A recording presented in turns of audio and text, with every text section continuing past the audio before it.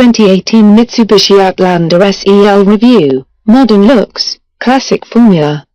Mitsubishi's biggest offering packs plenty of standard items, but there's a retro flavor.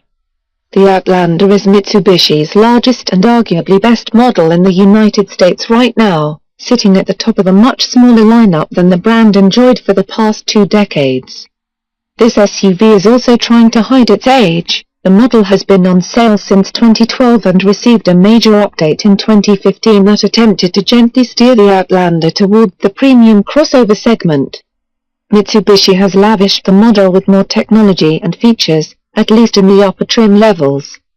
First, let's talk engines. The SEL trim is the third out of a total of 4 in which the Outlander is offered, and all but the top GT trim are powered by a naturally aspirated 2.4-liter inline-4 good for 166 horsepower and 162 pounds-ft of torque, paired with a continuously variable automatic transmission.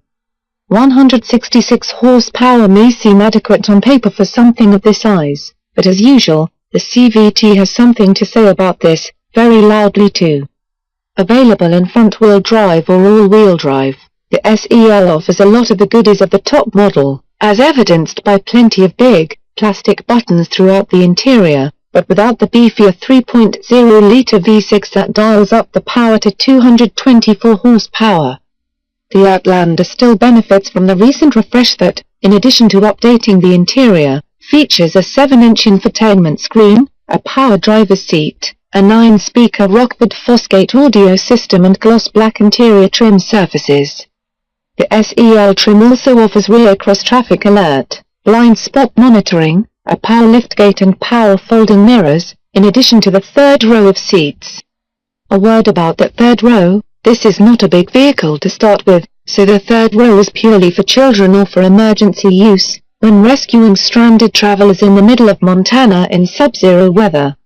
Needless to say, as in similarly sized crossovers and SUVs, the third row exists merely to one-up the competition, but this doesn't make it particularly useful on a regular basis. The Outlander is just a size too small to pull it off. So don't expect the rear seats to feel like those in a Tahoe or Pacifica, even though they're technically there on paper. City driving is where the Outlander shows the limitations of its power plant. The CVT and 2.4-liter engine wheezes into action with a lift to the nose and a surge of noise, but without particularly impressive results. Sport mode solves this to some extent by keeping the revs up but at the cost of extra engine noise and a certain sense of impatience from the engine. Braking is served up with plenty of nosediving, even in perfectly moderate driving, and body roll is quite pronounced as well. The Outlander tries to hide harsh impacts with a floaty suspension, and the result is that the chassis feels heavy and easily distracted by just about everything, even with beefy tires failing to soak up a lot of the everyday annoyances of our modern roads. On the highway, the Outlander behaves a little better, but the 2.4-liter and its CVT sidekick have to really hustle to make any major passing maneuvers. To be fair, this is a common theme with crossovers of this size category that are paired with CVTs, but most, like the Honda CR-V, have outgrown this issue. Road and engine noise are still a bit excessive on the interstate, and changing lanes invites too much response from the body, which wobbles and even modest lateral forces. This amplifies the Outlander's feel of a high center of gravity, and it does its handling no favors. With a starting price of $32,390, the Outlander SEL offers plenty of room, some generous cargo space and 29 mpg on the highway. Unfortunately, it also offers ponderous handling, a noisy engine and CVT combo, as well as the driving dynamics of an SUV from 2 decades ago.